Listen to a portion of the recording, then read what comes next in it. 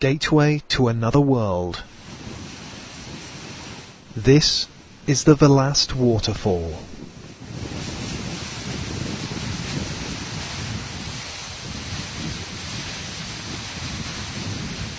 Already the highest in Estonia, now it's gaining even more attention.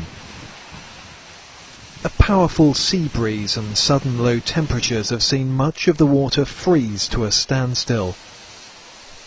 While the water does still flow, everything surrounding is covered in ice crystals. They've created a real-life world of the imagination. Here, characters from dreams come to life. Look there on the hillside, Gandalf leading a group of hobbits over a hill. Or over there, a giant insect frozen during the Ice Age. Nothing here is untouched. The ice cream booth, the rubbish bins, everything is encased in ice.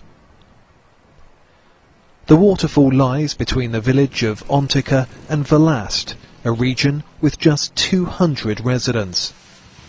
Now their secret's out though, a rush of spectators could be on the way.